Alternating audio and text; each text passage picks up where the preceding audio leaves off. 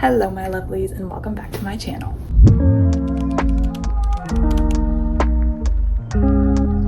Today's video is one that I've talked about doing before a bunch of times on my channel, but today I'm actually finally sitting down and filming it, and that is a guide to / ranking of Leigh Bardugo's GRISHAVERSE. This is not all the books. I'm missing the 2 other books of Shadow and Bone, but they're at my mom's house, so I don't have them right now. So I want to start by kind of talking about the series, what it's about, what each series, what characters they follow, and how they kind of interweave together, how the timeline goes and all that. So the timeline in time order, the first series is Shadow and Bone. It's 3 books. It's the only trilogy. The other 2 are duologies. It is the longest series, and it is the one that the TV show is based off of. I actually haven't watched the TV show, so don't come for me. I know all of the big Crows fans are gonna hate on me, but I haven't seen the show because I don't like Shadow and Bone that much. Who said that? But yeah, I have not seen the show. I don't know if I'm going to. I started it, didn't finish the first episode, not because it was bad, just because I didn't. So maybe I will watch it eventually. I kind of want to. I don't know. I only want to watch it for the Crows though. Anyways, back to what I was saying. The first series that takes place in the timeline is Shadow and Bone. So Shadow and Bone follows our main characters Alina and Mal, who were orphans in this orphanage, and now they're fighting for the army of Ravka, and Alina ends up discovering that she is Grisha. And who are the Grisha, you might be wondering? The Grisha, who's obviously are the namesake for the GRISHAVERSE, are the magical beings of the GRISHAVERSE. So essentially they have powers, and some people refer to it as magic, some people refer to it as just the makings at the center of the world. It's just they control and manipulate the elements essentially, and they each have like one element that they do specifically. There is, in all of the GRISHAVERSE books, there is at the beginning a little like chart to tell you about the Grisha. I skipped the page, hold on. I don't know if you can see, it tells you the 3 different like sections of Grisha and then the like subsections within them of, you know, what they can control. They are masters of the small science, and they make up Ravka's second army. Throughout the series, we follow Alina as she, you know, hones her powers, trying to use her power with the influence of the Darkling and all that's going on between them. And in the midst of it, there is a civil war going on in Ravka that Alina has to fight in. Now, I mentioned this a bit ago. I don't particularly love Shadow and Bone. I love the GRISHAVERSE. I love both the other duologies, but Shadow and Bone isn't the greatest to me. However, I did read Shadow and Bone after having read 6 of Crows, and I think that might have influenced my opinion. Because Shadow and Bone was written before 6 of Crows was written, you can really see how Leigh Bardugo's writing style grew and really improved between the 2 series. It's just much better in 6 of Crows. Her characterization, her plot, her wording, everything, just a lot of improvement. So I really loved 6 of Crows, and I think I got spoiled with it. And then when I picked up Shadow and Bone, I didn't think it was a bad book by any means, but it just didn't compare to that same level of greatness that 6 of Crows was. So maybe that influenced my opinion. I don't really know. But I will say, having already read 6 of Crows, reading Shadow and Bone afterward really helped to kind of decipher the political climate that was going on. There are some overlapping characters in Shadow and Bone and 6 of Crows. Some of the characters that are more main characters in Shadow and Bone, such as Genya and Zoya, do appear later in 6 of Crows, or maybe it's in Crooked Kingdom. Somewhere in the duology they do appear later. And then we also get lots of references to the Ravkan Civil War in 6 of Crows. So in terms of like figuring out the political climate of the universe and just kind of like backstory, if you're wanting to know backstory to 6 of Crows, that's how I like Shadow and Bone. As a story by itself, I don't love it as much, but I think you don't have to read Shadow and Bone before reading 6 of Crows. In fact, I might suggest that you don't, because I feel like it might dissuade you from reading 6 of Crows if you think that all Leigh Bardugo's writing is at this level, because 6 of Crows is such a higher level. But that being said, if you've read 6 of Crows and you liked it and you're curious to know more about the world, then I would say definitely go into Shadow and Bone, or watch the show. I haven't watched the show, I don't know. The next series in time order is 6 of Crows. 6 of Crows is a duology, and it follows 6 main characters, hence the name. And our 6 main characters are Kaz, Inej, Jesper, Wylan, Nina, and Matthias. And it follows the 6 of them as they go on this very dangerous heist to the ice court. Like I said, you can really see how much Leigh Bardugo's writing style grows from Shadow and Bone to this, because her characterization in 6 of Crows is unmatched. It is so well done. She writes complex characters so well. She writes their trauma so well. And I really like her writing style of how all of the things that happen in their lives, she unfolds very slowly. So you learn piece by piece as it goes on why they are the way they are, until at the end you're like, oh yeah, I understand. If I went through that, I would be the same way.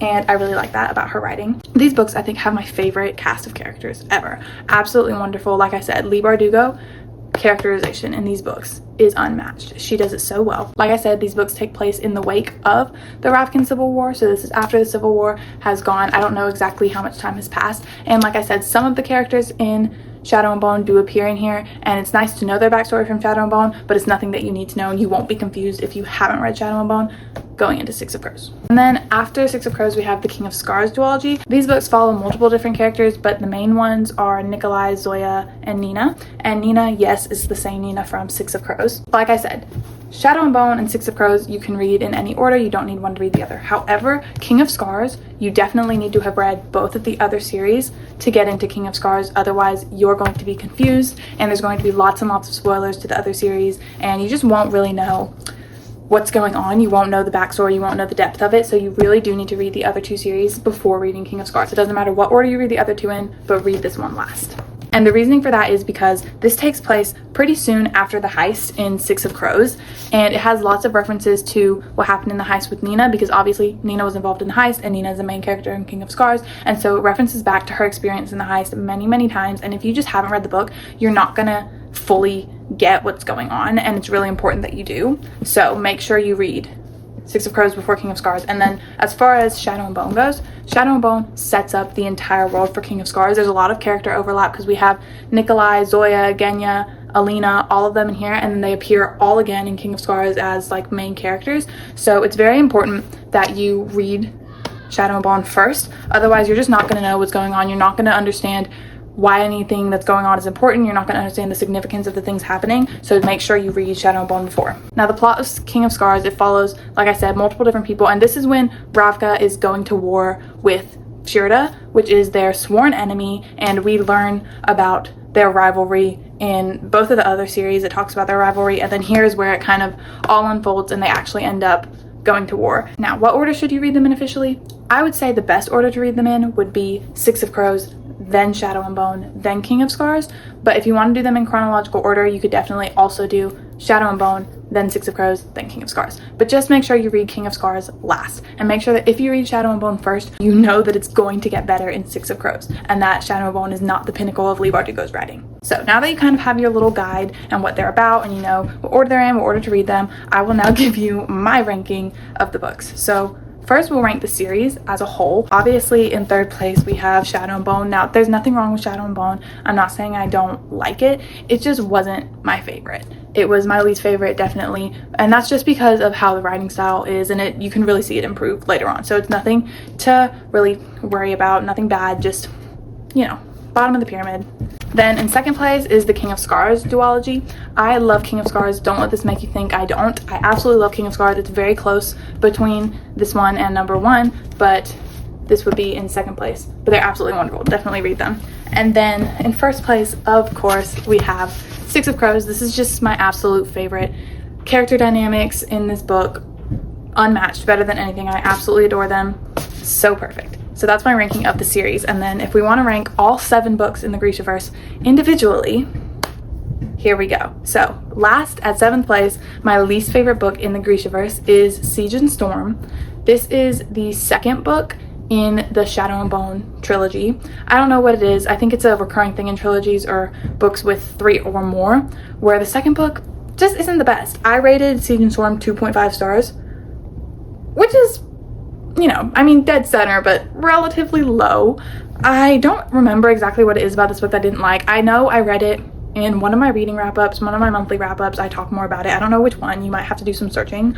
But not to say I don't like the book, but it just really wasn't the greatest. I don't know. It was easy to get through. It was quick. I got through it quickly. It kept me engaged, but at the same time, it was kind of like a little bit in one ear, out the other. I didn't care too much about what was happening.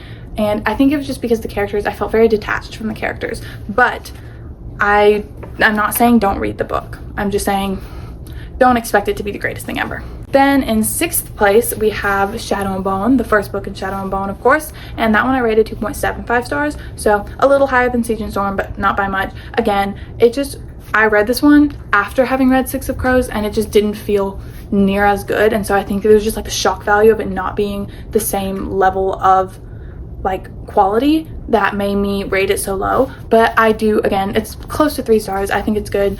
I don't hate it.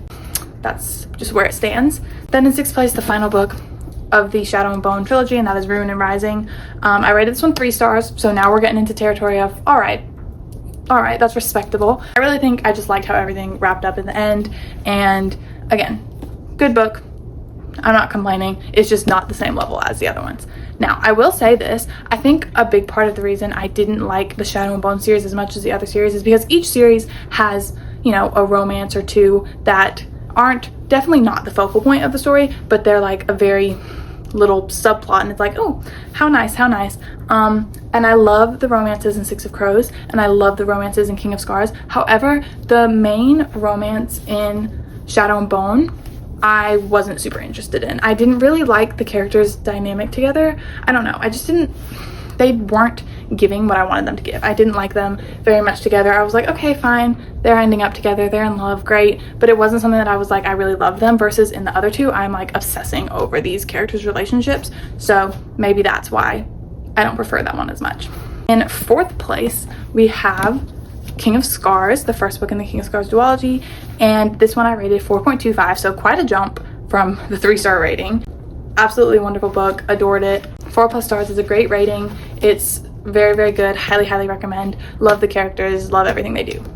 Then in 3rd place, we have Rule of Wolves, the other book in the King of Scars duology. This one I rated 4.5, and I loved it. I was actually expecting this one to be a 5-star, and it wasn't quite. It was just a little bit shy, but it was really good. I can't pinpoint exactly what made me not give this a 5-star rating. I just didn't give off the same level of obsession as my 5-star rated books do, but it was still really excellent, and I loved it. So well done. Again, I just love the characters. I loved the ending. I've seen a lot of people complain about the ending and say that they didn't like specifically Nina's ending, and if you don't like Nina's ending, I don't like you, actually, because the only reasons I've seen for people not liking Nina's ending are just dumb, stupid reasons, and it's like, nope, she's happy, I'm happy for her, I liked the ending. Then in 2nd place, we have Six of Crows, which I gave 4.75 stars, so super close to 4 stars. Actually, when I first read it, I gave it a lower ranking. I gave it like 4.25,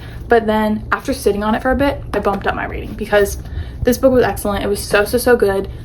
Absolutely highly recommend, but it was not as good as the #1 spot, Crooked Kingdom, which is of course a 5-star read. This is one of my favorite books. It's just so well done. I love how we see the development of the characters, of their relationships with each other. I love all of their dynamics. I love how different they all are, how they all have really defined personalities. And this one, not a happy ending. A happy ending for some, but not a totally happy ending. And did I cry? No, I won't lie, I didn't cry, but I did feel that little gut punch of, oh my god, that was sad. And this book, just really excellent, will really make you feel some things, will really make you think some things, and just absolutely adore these characters. And this is by far, well, not by far, I guess it's only by 0.25 points, but definitely my favorite GRISHAVERSE book, and one of my favorite books of all time. So if you're planning to get into the GRISHAVERSE, I hope this video helped you kind of know where to start, know what you're getting yourself into, know what to expect. If you've read the GRISHAVERSE and you want to comment your ranking of the series or of the individual books down below, I would love that. I am totally obsessed with the GRISHAVERSE. So anything you want to comment down below about, I would love to have a little chat with you and talk about it. And with that being said, I will see you guys next week. Bye.